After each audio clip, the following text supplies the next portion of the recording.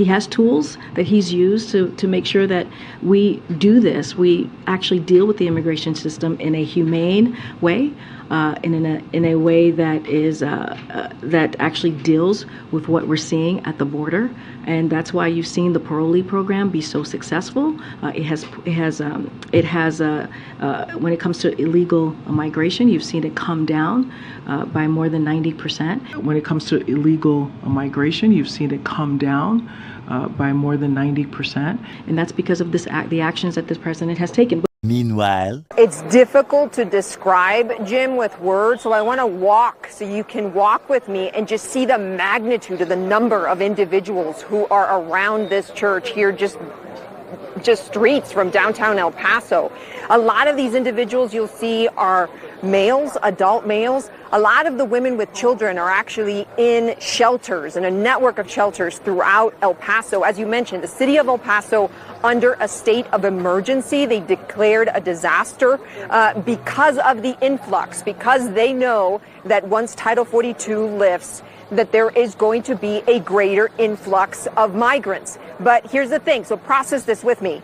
Title 42 allows immigration agents to swiftly return migrants back to Mexico. So the obvious question, as you look around, is then why are there so many migrants if the federal government is actually implementing this Title 42? Then why are there so many migrants out here? Well, here's what we know. From talking to migrants and community leaders and officials on both sides of the border, I can tell you that thousands of migrants, nearly 40,000, are in at least 4 northern Mexican cities, and frustration is boiling over. A lot of them are deciding to cross the border. That's why you see so many out here. Some of them are turning themselves in to border authorities, Jim. Others are deciding to cross the border illegally because they've lost patience. All right, guys. So with Title 42 expected to expire, a Trump era / I guess COVID era pandemic policy that essentially allowed us to kick asylum seekers or migrants or illegal immigrants, whatever you want to call them, back into Mexico a lot more quickly. This is set to expire.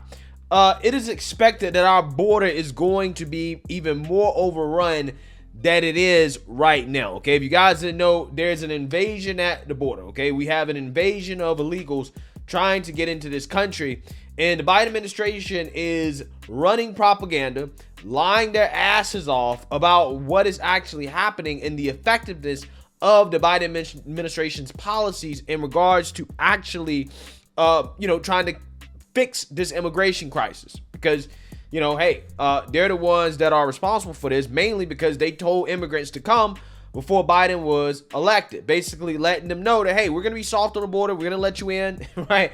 We're going to go out here and pretend like we're going to be tough on it and that we're doing stuff.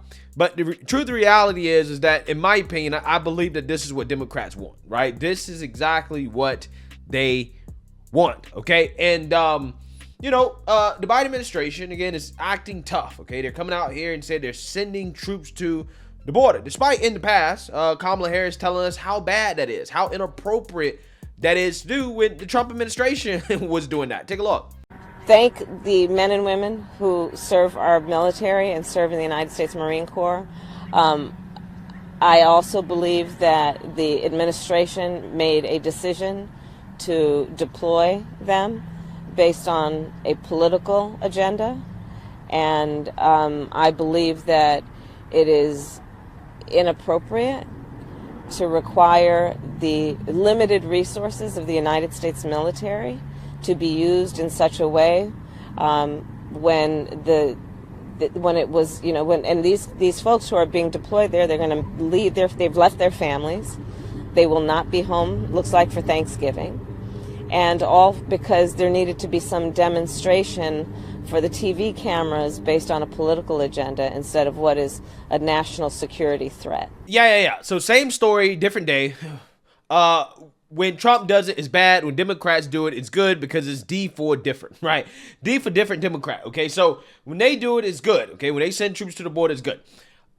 Peter Doocy asked the Affirmative Action Press Secretary, Karine Jean-Pierre, about the Biden administration sending troops to the border, and also about Karine Jean-Pierre's outrageous lie about how the Biden administration policies bought down illegal immigration by 90%. And boy, oh boy, oh boy, I gotta tell you guys, this exchange right here is kind of one for the books, as Karine Jean-Pierre clearly was not having her overt and blatant lie be called out by Peter Doocy. Just look at her reaction here. Take a look.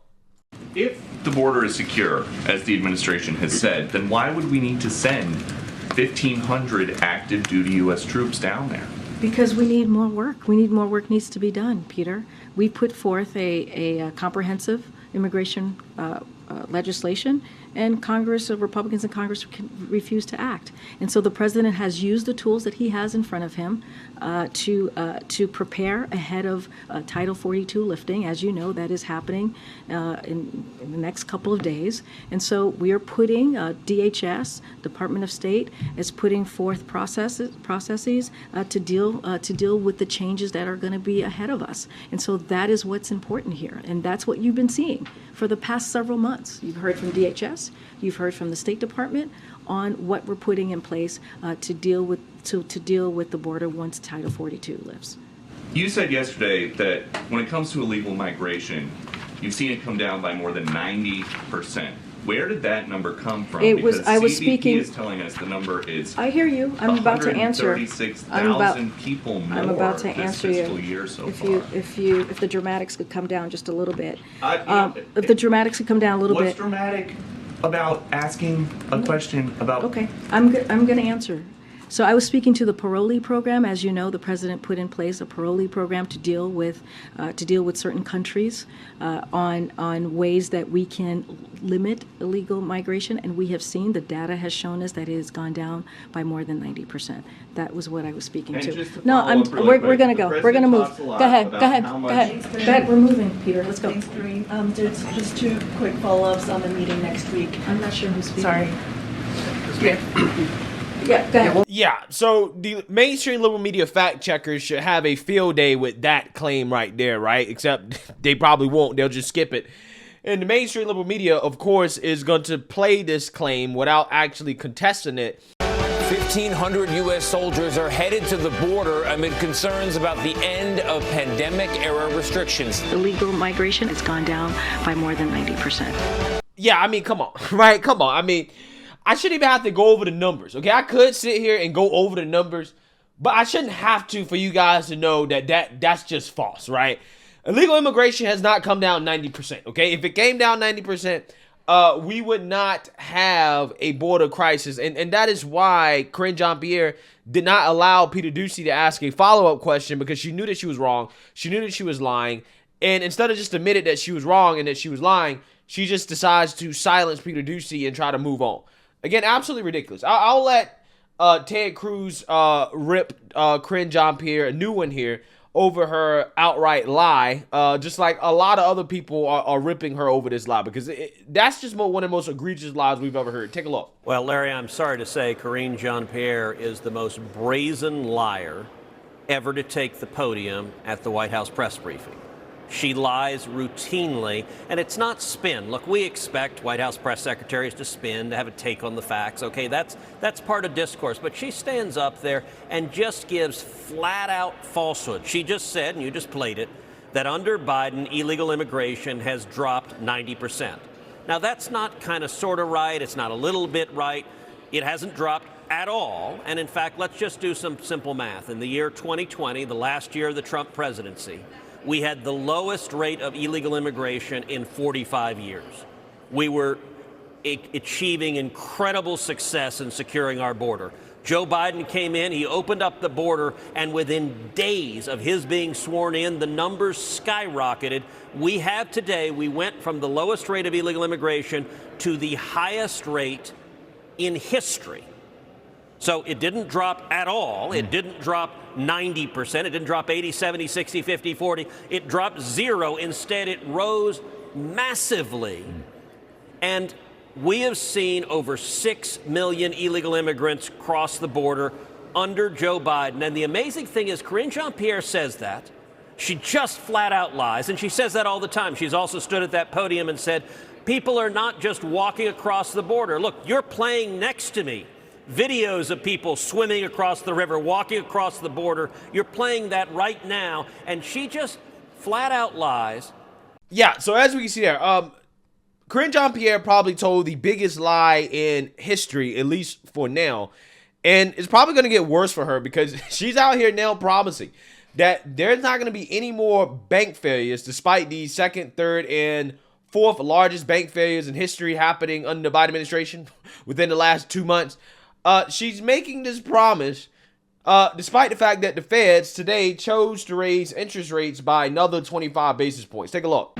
What steps are you taking to avoid this from happening again? I guess, why so confident? So look, we're very confident because we have put forward tools, five specific tools that I can speak to that the president wanted to make sure that were out there. Again, we have taken decisive and forceful actions these past several weeks to make sure that the banking system is in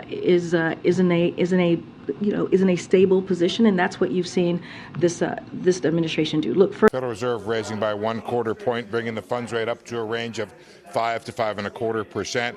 The Federal Reserve offering, I guess I would call it strange, somewhat hawkish forward guidance that's less hawkish than the last time around. The Fed saying it is determining whether additional policy firming may be appropriate. That's a change from the prior language that it removed, where it said it anticipates that some additional policy firming may be appropriate.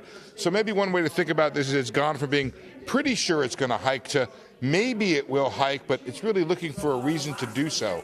Again, I'm going to repeat that. It's gone. The Fed now saying it is determining whether additional policy firming may be appropriate, taking out language saying that it anticipates that firming will be appropriate. The U.S. banking system, the statement says, is sound and resilient, but tighter credit conditions are likely to weigh on households. The extent and effects of that remain uncertain. Inflation remains elevated. The committee, it says, remains highly attentive to inflation risks. On the economy, just a couple lines. Economic activity expanded at a modest pace. Job gains have been robust, unemployment low, and inflation elevated. So back to you guys to chew over what that statement means. Is it a pause? Is it a, I don't know what it is, guys. Back to you. Yeah, I don't think anybody knows what it is, right? All we know is that, again, in my opinion, I think that the Feds continue to raise interest rates probably does not spell good news, at least for the mid-sized banking sector, okay? As we've seen collapses all over the place. But hey, Karine Jean-Pierre is telling us that, not that much to worry about. The Biden administration has it under control, just like they tell us it's not that much to worry about with illegal immigration. The Biden administration has it under control. It's down 90%, she says. 90%, right? Again, absolutely amazing stuff, okay? The most blatant liar in White House press secretary history. And again, the mainstream liberal media complains so much about Kayleigh McEnany and her alleged lies, but I guarantee you they're not going to go off on Karine Jean-Pierre for this outright blatant lie. Let me know what you guys think. Make sure you like, comment, subscribe. Most importantly, share a Black conservative perspective. Peace.